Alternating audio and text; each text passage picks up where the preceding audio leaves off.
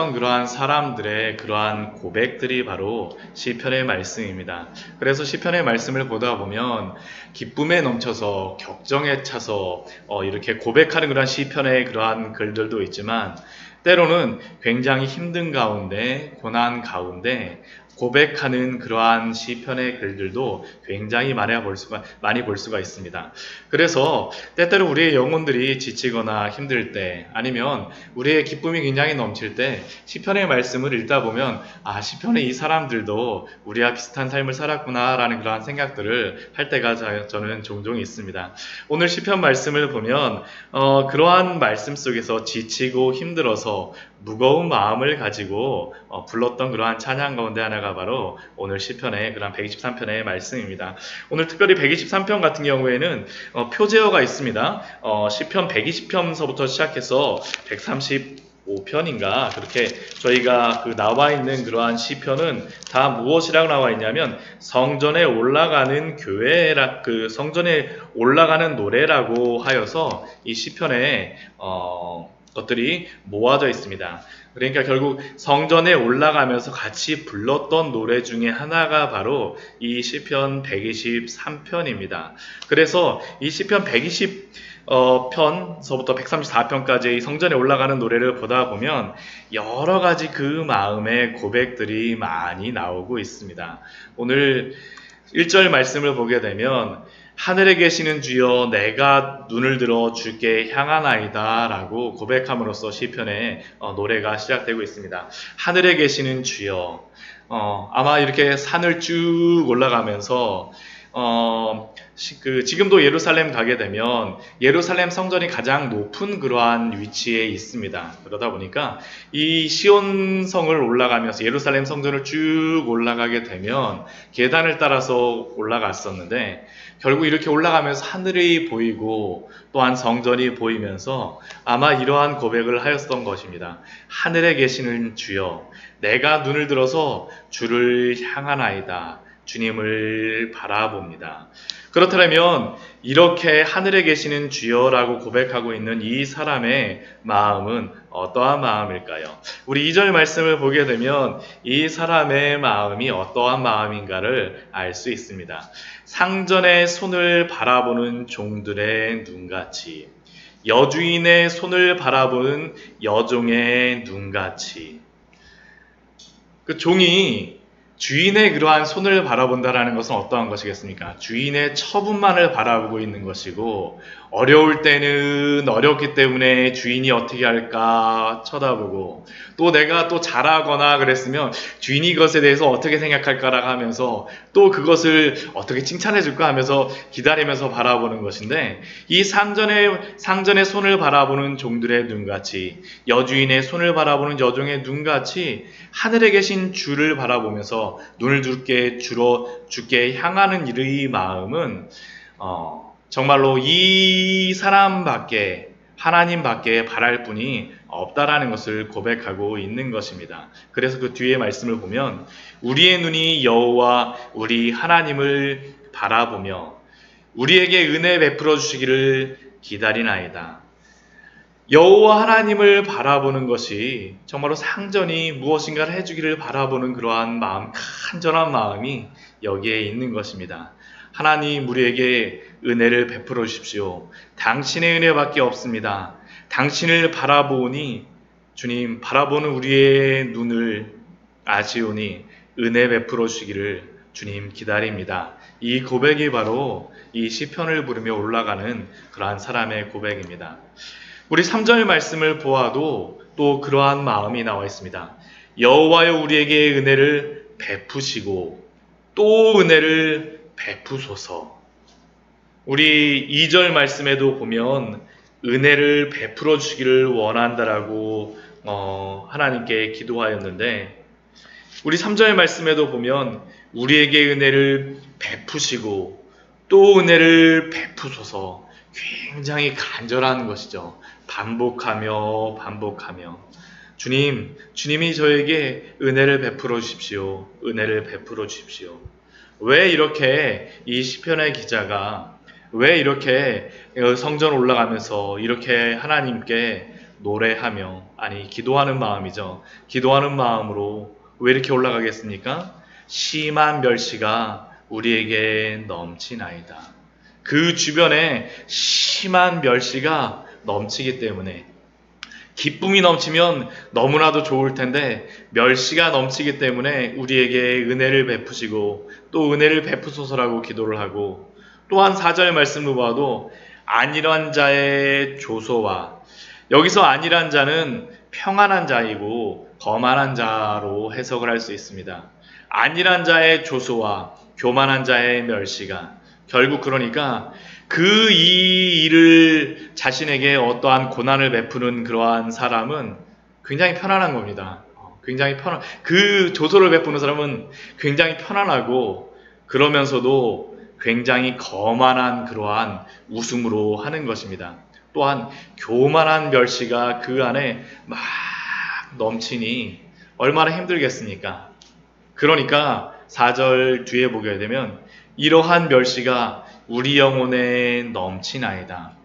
그들의 멸시만이, 그들의 웃음만이, 그들의 그러한 비웃음만이 넘치는 것이 아니라 이제는 그러한 것들이 내 영혼까지 쑥 들어와서 내 영혼 가운데 그러한 어려움, 힘듦, 그러한 것들이 막 넘쳐나는 그러한 부분들을 이 시편 기자는 성전으로 올라가면서 지금 노래하며 기도하고 있는 것입니다. 그렇다면 이러한 때에 평안한 마음과 샬롬의 마음을 갖는 것이 아니라 정말로 이러한 마음을 갖기가 불가능한 것처럼 보이는 때에 우리 성도들은 어떠한 마음을 갖고 이러한 것들을 맞이해야 될까요? 저는 이 말씀을 보면서 한 가지 우리가 잊지 말아야 될 중요한 한 가지의 것이 있다라고 생각이 됩니다. 그것은 이 시편의 사람, 이 성전으로 올라가는 사람, 지금 이 노래를 부르는 사람들이 비록 심한 멸시와 안일한 자의 조소와 교만한 자의 멸시가 그 주변에 넘치고 있지만, 그러나 어떻습니까? 그럼에도 불구하고 하나님을 바라보며 기대하며 은혜를 베푸소서, 은혜를 베푸소서, 은혜를 베푸소서라고 하는 그러한 믿음이 있다라는 겁니다.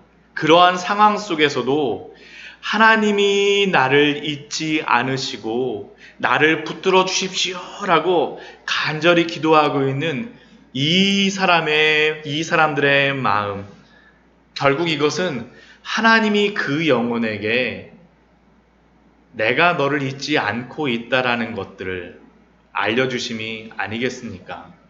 그러한 상황 속에서 어떻게 믿음을 우리가 잃어버리지 않겠습니까? 하나님이 우리의 마음을 붙들어 주시기 때문이죠. 하나님이 우리에게 붙들어 주시기 때문에 우리가 이길 수 있는 힘이 있는 것입니다. 제가 개척을 하면서 이 말씀을 어제 준비하면서 여러 가지 생각이 났습니다. 처음에 개척을 하면서 계속 이게 언덕이 그러한 있다라는 그러한 생각들을 합니다. 처음에 사모와 같이 개척을 하고 새벽 예배를 둘이서 막 하다가 또 한 분이 오셔갖고 이렇게 또 예배를 드리는데, 그래갖고 또 그분이 또 안 나오시게 되면 왜 안 나오실까 하는 그런 마음이 들고, 또 한 분이 그러다가 그러다가 안 나오신다 그러면 마음에 낙심도 되고. 그런데 제가 이 개척을 하면서 들은 마음은 뭐냐면, 그럼에도 불구하고 하나님의 은혜가 있구나라는 그런 마음입니다. 어제도 이 말씀을 준비하면서 그럼에도 불구하고 내가 하나님께 기도하고 있구나라는 그러한 생각을 해보면서, 하나님이 그래도 나를 붙잡아 주시는 게 바로 틀림없어, 이러한 마음을 주시는 것을 보면하며 생각을 하면서 저 자신에게 위로도 되어지고 여러 가지 생각도 해보았었습니다. 우리가 환난 속에 이것을 잊지 않는 것이 너무나도 중요합니다. 히브리서 말씀을 통하여서도 고난 속에서 인내할 것을 말하지만 그 인내 자체가 하나님이 베풀어 주시는 큰 은혜입니다. 우리 로마서 8장 26절 말씀을 보게 되면 사도 바울은 우리에게 이렇게 알려줍니다. 이와 같이 성령도 우리의 연약함을 도우시나니 우리는 마땅히 기도할 바를 알지 못하나 오직 성령이 말할 수 없는 탄식으로 우리를 위하여 친히 간구하시느니라. 성령님께서 우리를 위하여서 우리는 기도할 바를 알지 못하고 이 상황 속에서 어떻게 대처해야 될지, 어떻게 해야 될지 알지 못하나, 그러나 성령이 우리의 마음속에서 탄식하심으로 말미암아, 우리를 붙잡아 주심으로 말미암아 우리를 위하여 친히 간구하여 주시는 줄 믿습니다. 그러한 것들을 통하여서 소망이 무엇입니까? 로마서 8장 28절 말씀에 보면, 그 뒤에 말씀을 보게 되면 우리가 너무나도 은혜가 되어지는 이러한 말씀이 있죠. 우리가 알거니와 하나님을 사랑하는 자, 곧 그의 뜻대로 부르심을 입은 자들에게는 모든 것이 합력하여 선을 이루느니라. 우리는 이 상황 속에서 언제 끝날까, 도저히 끝나지 않을 것이다라고 생각하는 그러한 순간이 있지만, 그러나 하나님께서는 그 모든 순간까지도 합력하여서 선을 이루시겠다라고 약속하여 주십니다. 그리고 우리는 이것에 대한 믿음을 갖고 살아가는 것이 또한 믿음의 생활이 아니겠습니까? 바로 오늘 시편의 이 기자가 바로 이 마음을 가지고 성전을 올라가고 있는 겁니다. 또 우리가 두 번째로 잊지 말아야 될 이 고난과 환난의 순간, 여러 멸시와 조소가 넘치는 순간 잊지 말아야 될 것이 무엇이겠습니까? 우리 주님도 이러한 고난을 받으셨다라는 그러한 사실입니다. 신앙이라고 하는 것은 다른 것이 아닙니다. 그냥 무조건 참고 인내한다라는 것은, 그냥 고난을 참는 것은 보통 세상 사람들도 다 할 수 있는 것이고, 인내함이 그 참을성이 많은 사람들은 더 오래 버티겠죠. 그러나 성도들에게 인내라고 하는 것은, 성도들에게 신앙이라고 하는 것은 예수 그리스도를 생각하며 결국에는 십자가로 돌아가는 것을 의미합니다. 그 계단을 올라갈 때 우리 주님이 올라가셨던 그 길이구나 라고 생각하면서 우리가 그 길을 참는 것이죠. 예수님의 십자가가 바로 원수의 멸시와 조소를 받으신 그 자리가 아니었습니까? 우리 마태복음 우리 27장 말씀을 보게 되면 이러한 상황이, 예수님이 십자가를 받으셨던 그러한 상황에 대해서 이렇게 고백을 하죠. 우리 마태복음 우리 27장 말씀 우리 한번 같이 한번 보도록 하겠습니다. 마태복음 27장의 말씀입니다.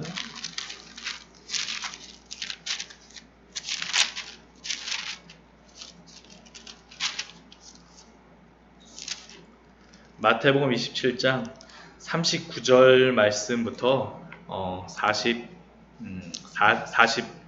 46절까지의 말씀을 우리 한번 같이 한번 보도록, 오늘 본문보다도 더 긴 것 같은데요. 우리 39절 말씀서부터 우리 한번 같이 한번 읽어보도록 하겠습니다. 예수님이 당하셨던 그러한 고난이 바로 이런 것이었습니다. 우리 같이 읽도록 하겠습니다. 지나가는 자들은 자기 머리를 흔들며 예수를 모욕하여 이르되, 성전을 헐고 사흘에 짓는 자여, 내가 만일 하나님의 아들이거든 자기를 구원하고 십자가에서 내려오라 하며, 그와 같이 대제사장들과 서기관들과 장로들과 함께 희롱하여 이르되, 그가 남은 구원하였으되 자기는 구원할 수 없도다. 그가 이스라엘의 왕이로다. 지금 십자가에서 내려올지로다. 그리하면 우리가 믿겠노라. 그가 하나님을 신뢰하니 하나님이 원하시면 이제 그를 구원하실지어다. 그의 말이 나는 하나님의 아들이라 하였도다. 함께 십자가에 못 박힌 강도들도 이와 같이 욕하더라. 제6시로부터 온 땅에 어두움이 임하여 제9시까지 계속되더니, 제9시쯤에 예수께서 크게 소리질러 이르시되, 엘리 엘리 라마 사박다니 하시니, 이는 곧 나의 하나님 나의 하나님 어찌하여 나를 버리셨나이까 하는 뜻이라. 결국 예수님이 당하신 고난이 이것이 아니었습니까? 그 주변의 사람들의 그러한 조소와 멸시들, 지나가는 사람들이 너가 성전을 사흘에 짓는다며, 너가 하나님의 아들이거든 지금 너 자신부터 구원하고 성전 짓지 말고 십자가에서 한번 내려와봐. 지나가는 사람들뿐만 아니라 대제사장들과 서기관과 장로들도 그가 남은 구원하였는데, 이스라엘 왕이라고 그 위에 명패는 있는데, 만약 너가 이스라엘의 왕이라면 내려와봐. 그럼 우리가 믿어줄게. 그런데 그때 예수님이 말씀하셨던 것이 무엇입니까? 엘리 엘리 라마 사박다니, 나의 하나님 어찌하여 나를 버리셨나이까? 우리 주 예수 그리스도가, 우리는 우리가 당하는 조소와 멸시와 고난이 가장 크다라고 이야기하지만 예수님이 이미 다 당하셨다라는 겁니다. 그렇기에 우리는 다른 것을 바라보며 신앙생활을 하는 것이 아니라 우리 주 예수 그리스도의 십자가를 바라보며 우리의 길을 올라가야 되는 줄 믿습니다. 오늘 시편의 123편 말씀에 그 고백이 바로 그것이 아닙니까? 하늘에 계시는 주여, 내가 눈을 들어 주를 향하나이다. 상전의 손을 바라보는 종들의 눈같이, 여주인의 손을 바라보는 여종의 눈같이 제가 오직 이 상황 속에서 주님만을 바라보니 주님께서 저를 지키시고 인도하여 주시옵소서. 말씀을 정리하도록 하겠습니다. 우리의 신앙생활 속에서 때로는 우리의 신앙이 항상 좋은 그러한 아스팔트와 같은 그러한 길, 고속도로와 같은 길이 있다면 참 기쁘고 즐겁다라고 생각하지만 때로는 그 길도 때로는 우리에게 시험이 될 때도 있습니다. 또한 우리가 올라가는 그 길이 우리에게 너무나 힘들고 어렵고 가파르다라고 생각하지만 그러나 그 길이 때로는 우리를 연단하는 믿음의 좋은 연단의 디딤돌이 되어줄 수 있을 수도 있습니다. 그러나 그 상황들을 우리가 보는 것이 아니라 우리를 인도하여 주시는, 우리의 마음을 붙잡아 주시는 예수 그리스도를 바라보며 오늘 하루도 그 우리의 인생 여정 속에서 우리 주님과 동행하시는 귀한 삶을 살아가시는 우리 귀한 성도님들 되시기를 축원합니다. 예, 같이 기도하도록 하겠습니다.